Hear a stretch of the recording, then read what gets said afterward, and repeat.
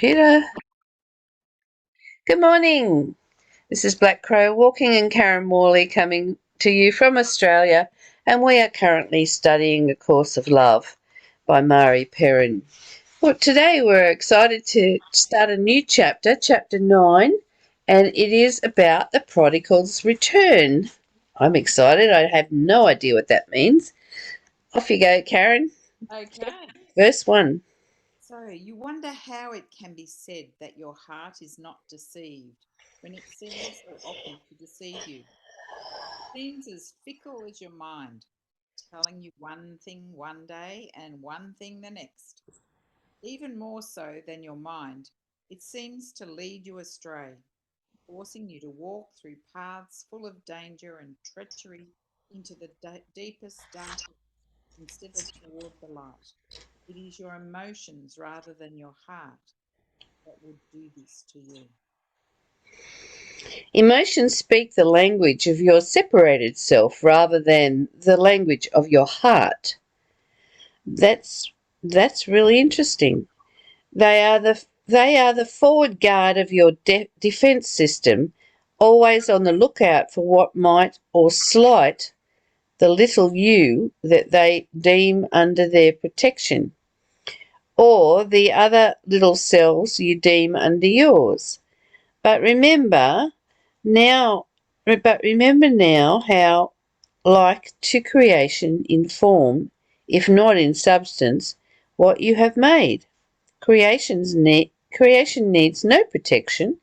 It is only your belief in the need for protection that has caused what you feel to become so clouded by illusion. If you felt no need to protect your heart or any of those body or any of those bodies that you love, your feelings would retain their innocence and could not hurt you in any way. There you go. It's only our belief system.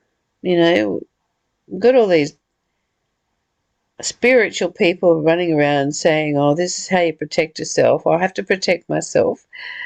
And it's just the belief system that's making us think that. That's really interesting. All right, let's look at it. You wonder how you wonder how it can be said that your heart is not deceived when it seems so often to deceive you. It seems as fickle as your mind, telling you one thing one day and one thing the next. Yeah, that's a bit like falling in love one day and falling out of love the next, isn't it?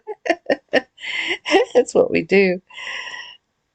I was thinking there that perhaps it's talking about emotions rather than your heart. It is. We think our emotions are our heart. Yesterday, I was in a dinner at a high tea afternoon, and it was so beautifully laid out, absolutely beautifully laid out, and you know everything was proper.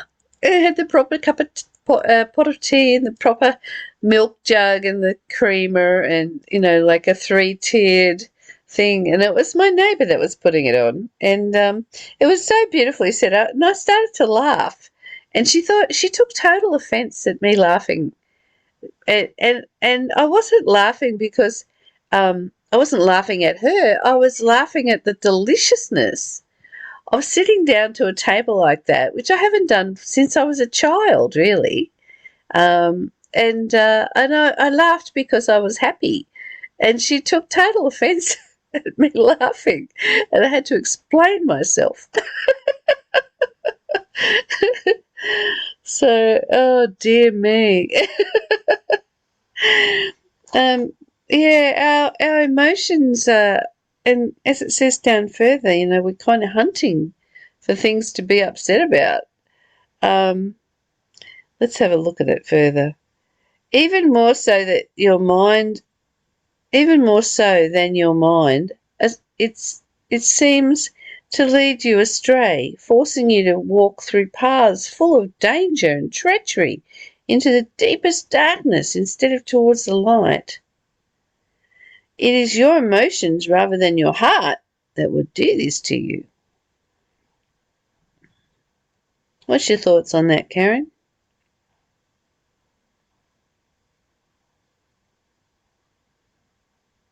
Sorry, I'm having a sneezing fit here. Oh, I didn't even look at you. Sorry. In between sneezes. Um, yes, I really find that my mind, the thoughts. So when I see the word mind, I think of the word thoughts. And my thoughts often lead me off into other worlds, off into, I suppose, discontent, feeling ill at ease. Sometimes there's some really happy, pleasant ones, like walking in the bushland yesterday. That there were some lovely thoughts that came through as well. But they seem to be, the more often than not, the thoughts are of things that tend to disrupt my peace and harmony. Mm, And that I would interpret what they're saying here is, paths full of danger and treachery into the deepest, darkest darkness. And so it's reading into things, a bit like what you were saying, Crow, reading into things that aren't there. So reading meaning into things that people say, or just an expression on a face, or somebody else's interpretation, instead of being curious and inquiring about what that might be, um, taking making my own story up about it, and taking feeling uncomfortable about it without really checking in. And I think that's really, really important, that it's only a thought, it's only an emotion. Um, and to me, it's a signal again. Okay, choose again. Where do I want to be?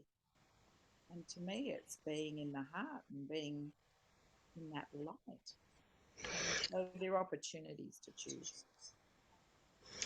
well, we are light. That's the truth. We're made of light. If you could see yourself without a body, you would be light. And yet the illusion is darkness. The illusion is walking towards the deepest darkness, you know. Why would you do that? But when you're addicted to pain, you do. When you're addicted to pain, you look for that darkness in everything. You look for an excuse to be down in the darkness of yourself. And you're creating that darkness. And it can be created to be extremely deep. However, when you wake up and you remember that you are light and that everything is light, you become light. You don't become you don't be this heavy being that's dragging itself around the room and around the house and around you, your world. You become light and happy and free and peaceful, which is a natural state. Emotions speak the language of your separated self rather than the language of your heart. And that's what we've been programmed to do right from the day we were born. Speak the language of the separated self. We got separated from our mother's belly, and then we got separated from our parents when we went to school, and we got separated from each other when we were put into classes. It was this whole mentality of separation. And we've got a society and a culture that is built on separation and keeping you separate from each other and keeping you separate from what makes your heart sing, you know. They are forward guard of your defense system, always on the lookout for what might hurt or slight you. The little you that is hurting, that has unmet needs, that is crying in the darkness. You know, there's a little you that's curled up somewhere, and that little you is hurting, and it's looking for things to justify the hurt. So it looks for those slights and those hurts in order to feed that they deem under your protection. Let's read that again. They are. Can you read from they are the forward guard? Sure. They are the forward guard of your defense system, always on the lookout for what might hurt or slight the little you that they deem under their protection, or the other little selves you deem under yours. Oh yeah. So when we're protecting the people that we love, we're trying to protect them from everything that would possibly hurt them or upset them in any way.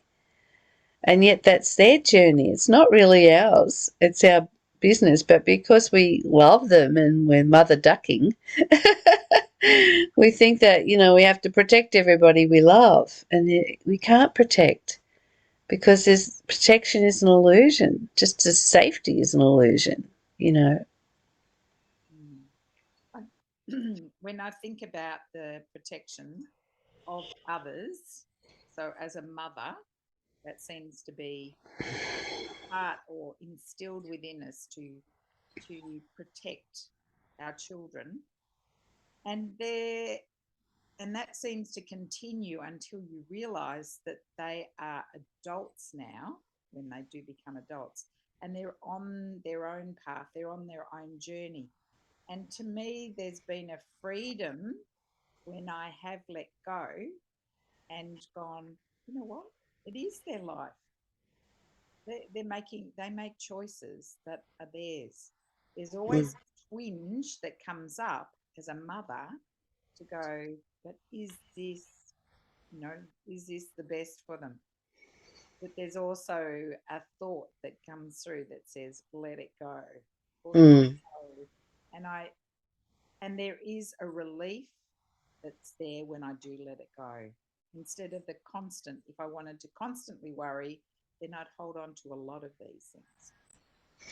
Yeah, well, it's, how they say adults turn into very old people who turn into babies. I'm back. I'm back with the babies at the moment. My father's 96 and my mum's 91, and I've been through so many stages of trying to protect them. Protect them from falling and protect them from the hospital because the hospital's been a bad place for them. They've come out more injured than they went in. And it's like putting on my superwoman cape and going and rescuing them. And I went through a stage where I realized that there was an aspect of me that was controlling because I had fear of dad falling and fear of what the consequences would be. And so I had to stop and say, like, he's got a right to choose. Don't take his dignity away from him. It was a big lesson for me, Karen, but I'm still learning it. And yeah, parents are great teachers. Yeah, especially at end of life. I never thought that I would go through these things, but I am, and I'm trying to apply the non-violent communications not working with my dad.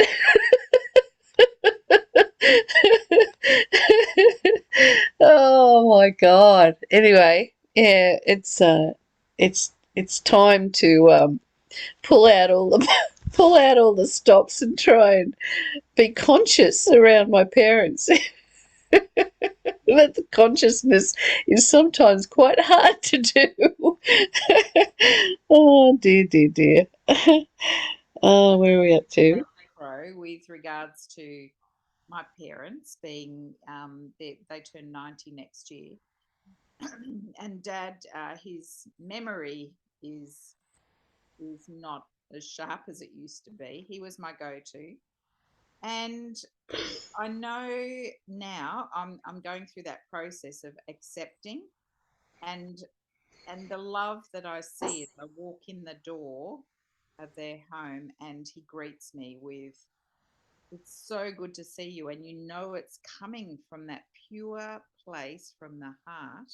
And even the words, "Have I told you how much I love you?" You know, those words are just coming purely from him. So it's Mm. like really teaching me in a different way, just to not to mourn the sage that he was to me and who I could go to with all my queries and discussions, but to really see the essence of that pureness that he's offering me, uh, of just being loving, and that's beautiful. And on another tack, there's the physical, where okay, we've got to watch the diet, we've got to make sure because he's pre-diabetic, you know, cut out this, cut out that. And I'm thinking, why are we doing this? This is something, if he enjoys eating these things, why? Why? You know, it's his choice. It's his choice. There's that protection mode that comes in.